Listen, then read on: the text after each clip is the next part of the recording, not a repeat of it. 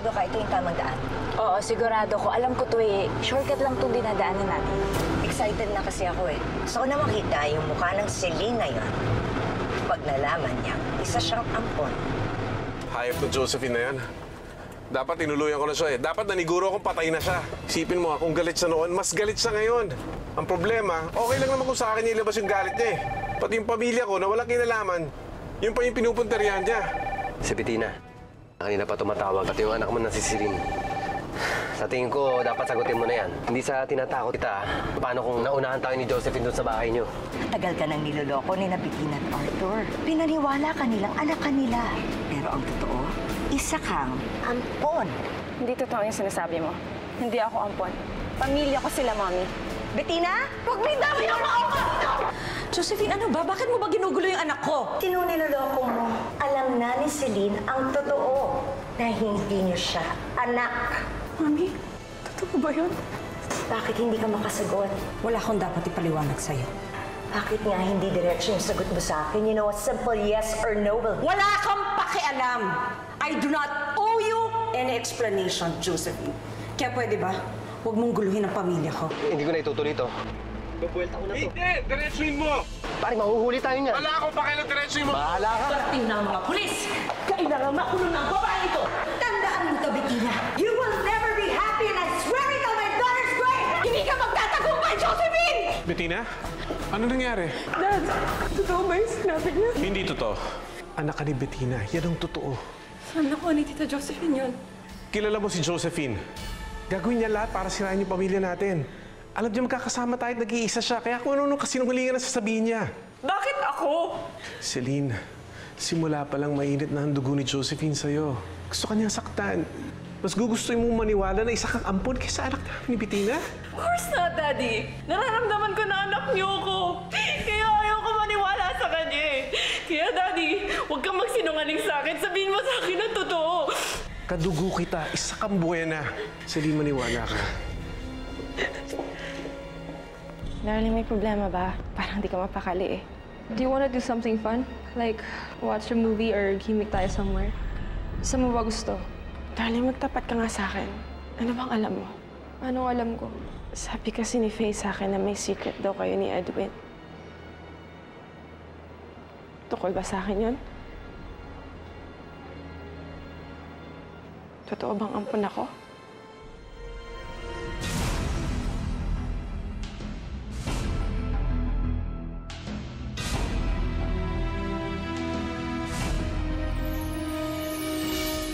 Ate, di ba sinabi na nga ni Daddy na hindi ka ampun? Ano po bang kailangan nilang gawin para i-convince ka? Ate, magtiwala ka na lang kay Daddy. No matter what Tita Josephine has said, hindi magbabago ang tingin ko sa'yo. You're still my big sister.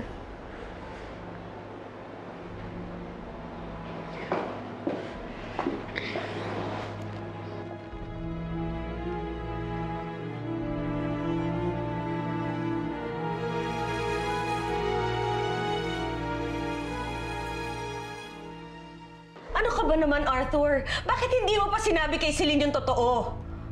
Yan ang gusto mong mangyari? Malaman niya ang totoo sa ganitong paraan? Para sa anong paraan pa, ha? Dadahan-dahanin mo si Celine? Diniretso na nga siya ni Josephine eh! Yun nga hindi dapat eh. Pero pinabayaan mo siyang guluhin ni Josephine. Ako? Ako pa ngayon?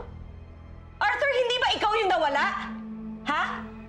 Kung hindi ka umalis, hindi guguloy ng babae niyo ng mga anak natin. Oh my gosh, Arthur, ano ka ba naman? Paano natin ngayon sasabihin kay Celine yung totoo?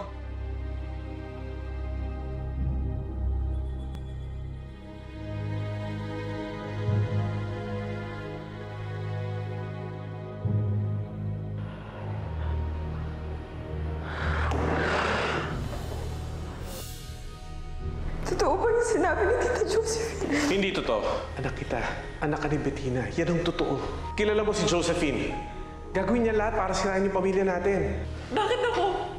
Apat kami, oh. Si Edwin, si Darling, si Faye. Bakit ako? Paniniwala mo si Josephine? Mas gugustuhin mong maniwala na isa kang ampon kaysa anak ni Bettina? Of course not, Daddy. Anak kita, kadugo kita, isa kang buwena.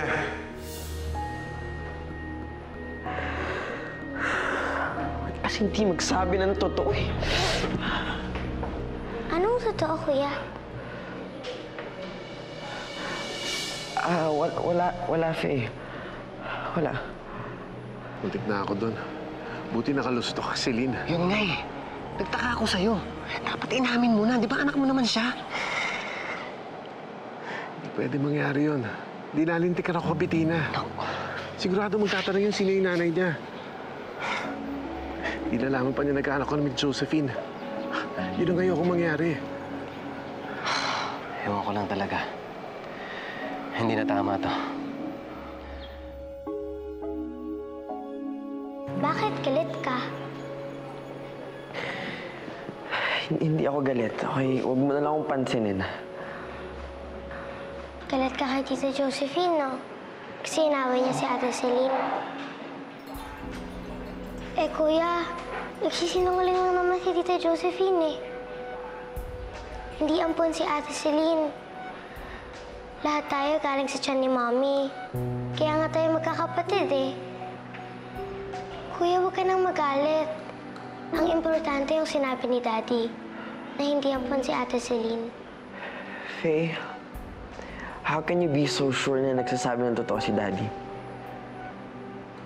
Kasi Daddy always tells the truth. Di ba sabi niya dati, love niya tayo, tsaka hindi niya tayo iiwan? Di ba binalikan niya naman tayo? Kaya naniniwala ako kay Daddy.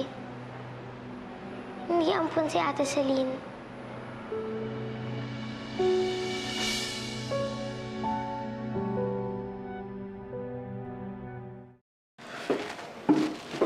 Dad, I can't do this anymore.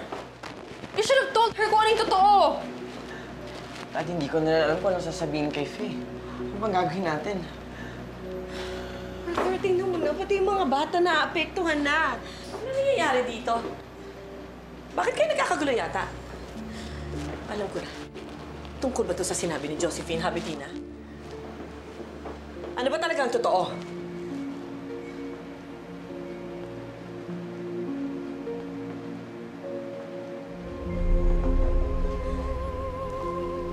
Totoo yung sinabi ni Josephine. Ampun namin si Celine. Ano? Celine?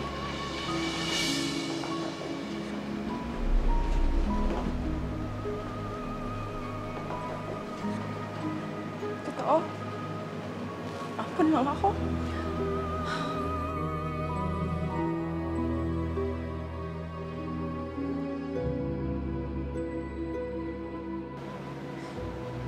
So it's true?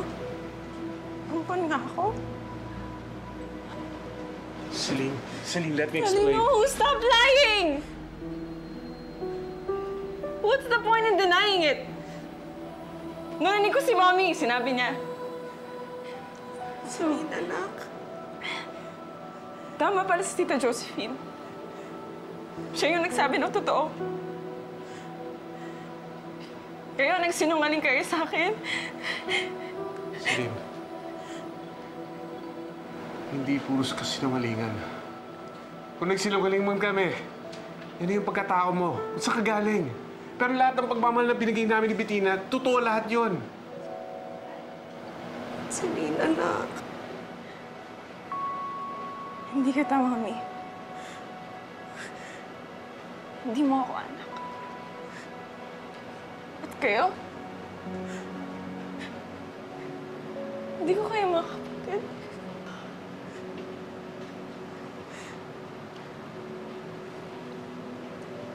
At ikaw?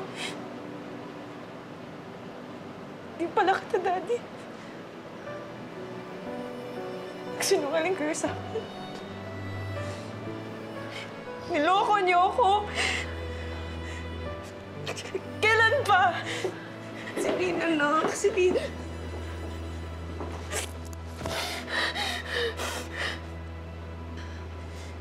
Hindi ba sinabi ni Tita Josephine, hindi niyo aaminin sa akin?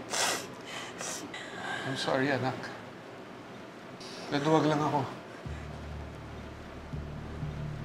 Iniwasan ko lang masaktan ka. Pero Daddy, nasasaktan ako. Ano tawag mo dito? Hindi mo ba nakikita? Inom na ako, Daddy! Tinalo niyo sa akin yung pagkatao ko. Hindi ko kayong pamilya. Ano? Lahat pala kasinungalingan? Lahat? Rosaline, hindi puros kasinungalingan. Kung nagsinungaling man ako, yan ay tungkol sa pagkatao mo, pero lahat ng pagmamahal namin ni Bettina, totoo lahat yun.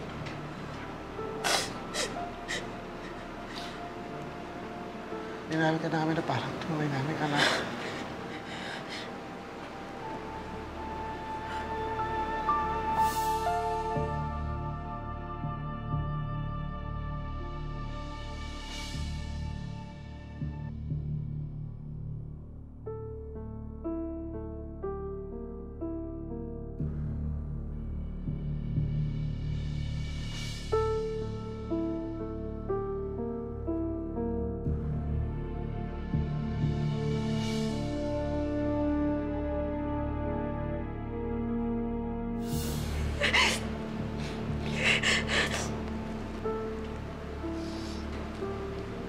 Kaya pala,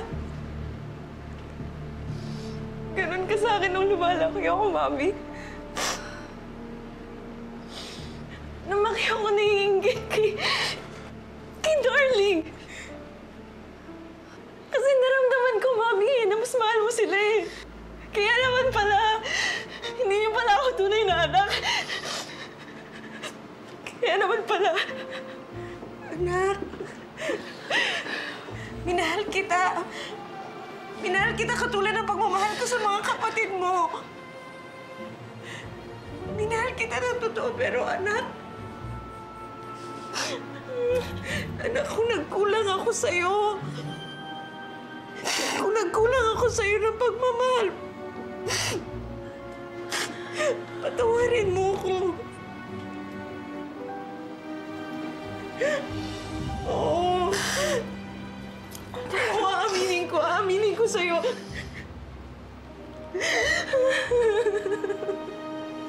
Nahihirapan akong tanggapin ka nung una. But that doesn't mean I love you less. That doesn't mean I love you less, anak. Minahal kita ng totoo.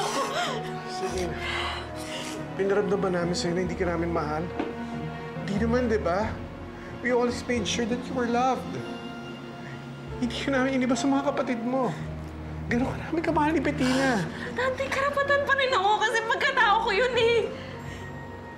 Tinago niyo sa akin. May chance kayo ilang beses na hindi niyo pa rin ginawa. Sorry, naduwag ako. Ano yung mas masakit? Tinago niyo sa akin. Yung sinikreto niyo. Di ba pamilya tayo? Di ba kung pamilya hindi nagsisikreto sa isa't isa?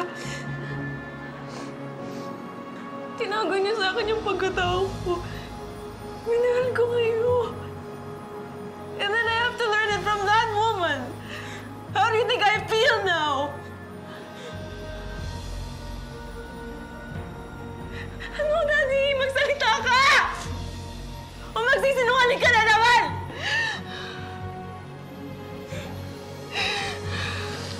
Celine, anak. Patawarin mo na kami ng daddy mo. Please, patawarin mo na kami. Pagod kayo. Celine!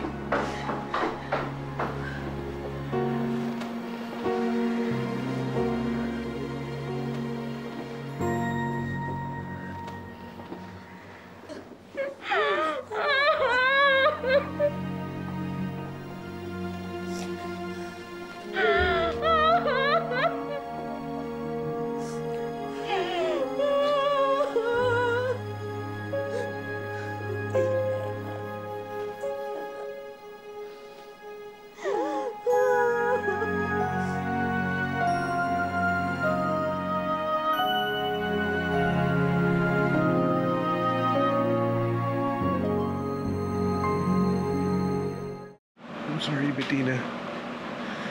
Hindi na siguro abot ng ganito grabing sitwasyon kung sinabi ko sa kanya agad ang totoo. Ano pa bang silbi ng pagsisisihan natin? Nasaktan na yung anak natin eh. Pero kung sinabi ko siguro noon nung bata pa siya, siguro hindi na ganun kasakit yung nararamdaman niya ngayon.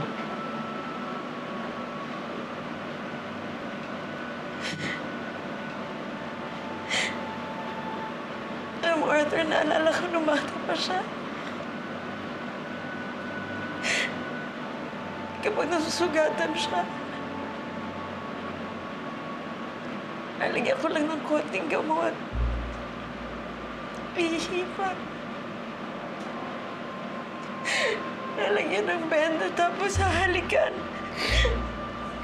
Tapos okay na.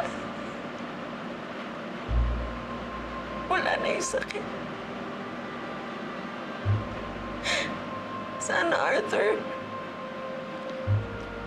ganun rin lang kadali ngayon gamutin yung sugat niya.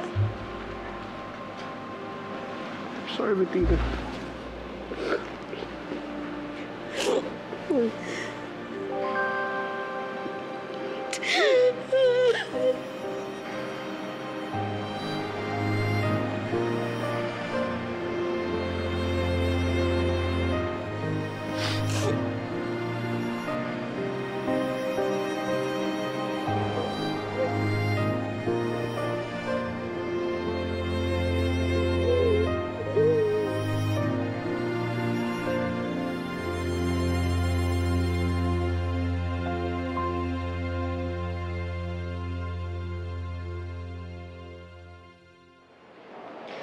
Nakita mo na yung tingin ni Ate Celine Edwin.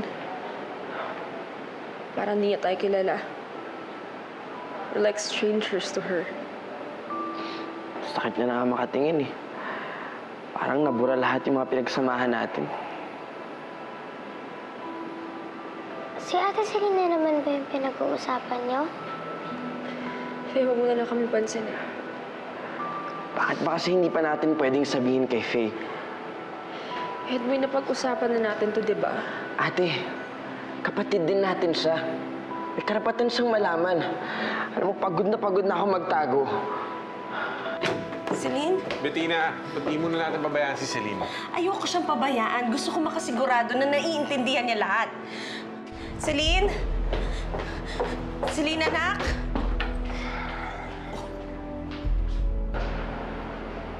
Ate, Kuya, ano ba talaga yung secret niyo?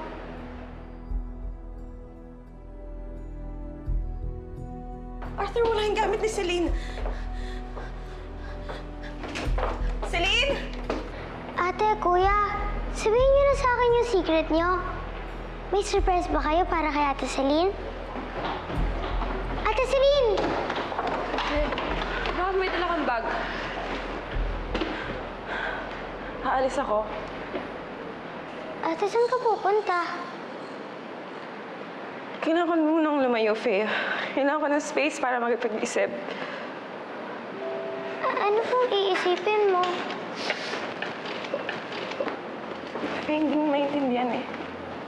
Pero may surprise pa sa'yo sila Kuya Edwin tsaka Ate Darling. Diba?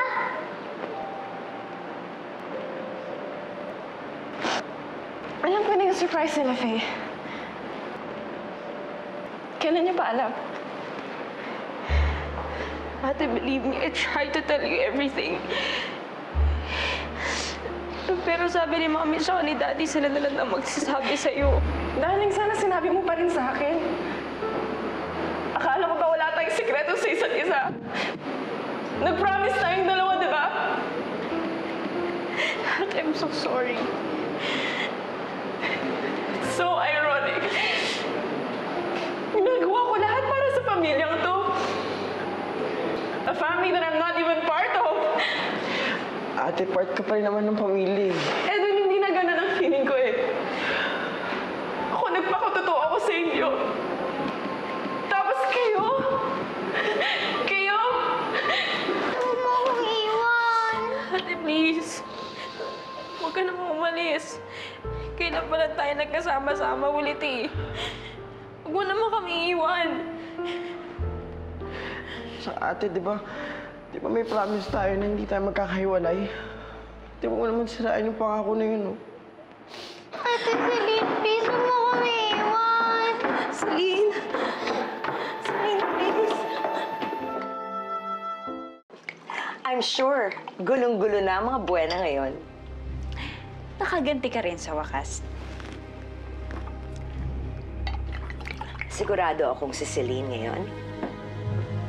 Gulong-gulo na ang pag-iisip niya. Pati mga buwena. They'll never be a family again. Cheers! Merry Christmas! Merry Christmas.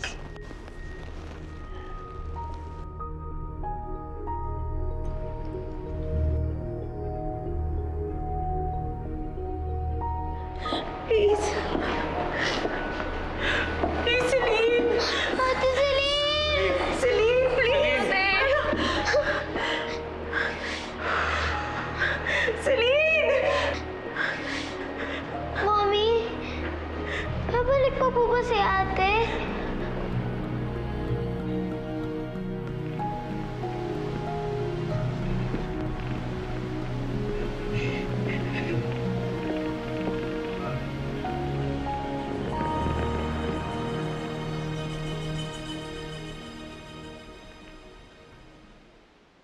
Ano po ba talaga nangyayari sa family natin? Bakit pumalo si ate?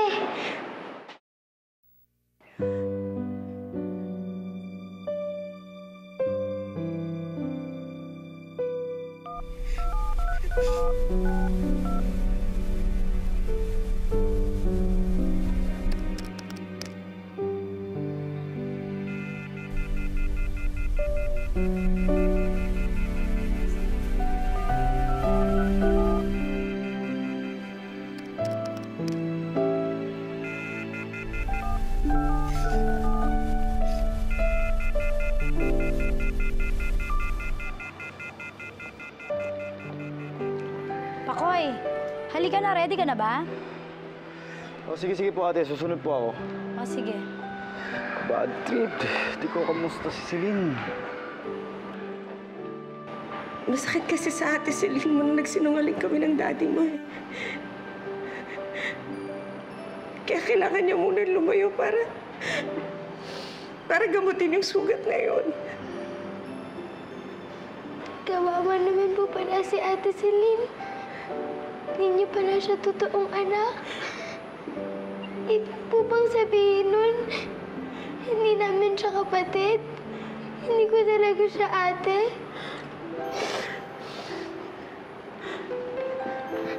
Okay.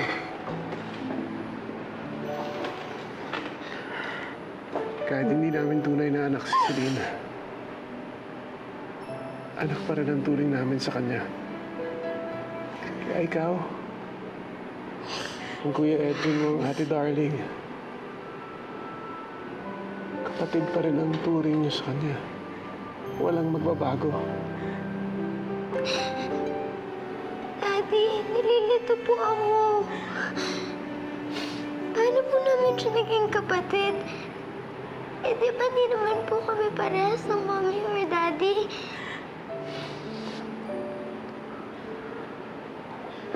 Faye, anak. Kahit hindi kami ang mommy at daddy ng ate Celine mo, kami ang nagpalaki sa kanya, kami nag-alaga sa kanya, kami nagmahal sa kanya na parang tunay niyang mga magulang. Hindi man siya galing sa akin, hindi man natin siya kadugo. Ang importante, mahal natin siya.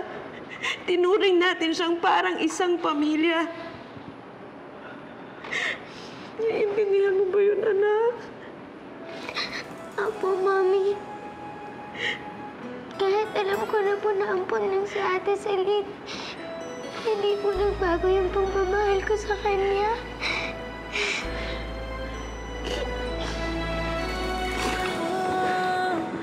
Ako'y kay sigla dahil nandyan ka. Akala ko tayo'y panghabang buhay na. May saya sa aking labi ng paghimbing. Bakit Mahal, bakit ganon? Buong buhay ko, wala akong ibang hiningi sa inyo.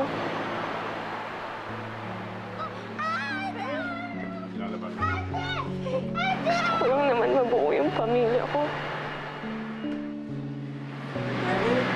Hindi kami magkahiwa-hiwalay.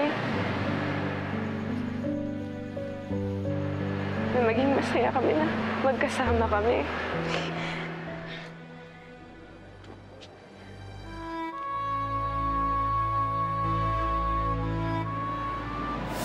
Pero hindi ko pala sila pamilya. Feeling ko po tuloy pati kayo. Nagsinungaling sa akin. Pati kayo, niloloko niyo ako.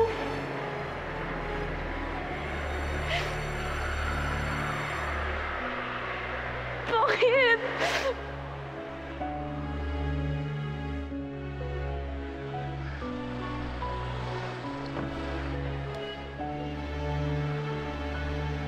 Anong oras yung ocular natin for shoot?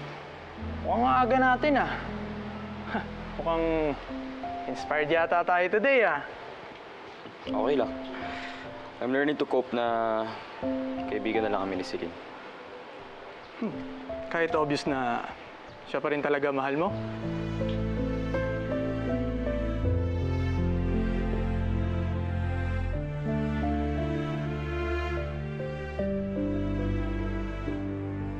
Celine?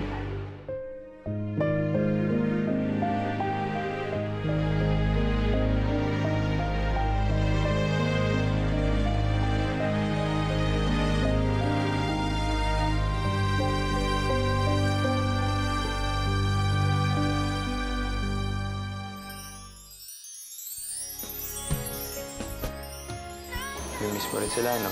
Oo. Matagal na panahon ko kasi sila nakasama eh. Kung wala sila, hindi ako naging anak. Hindi ako naging kapatid. Hindi ako naging ate. Nagdudugo. Ano nangyari? Teka. Pinunasan mo lang? Bakit? Ano gusto mong gawin ko? Yung katulad ng ginagawa ni Ate Celine.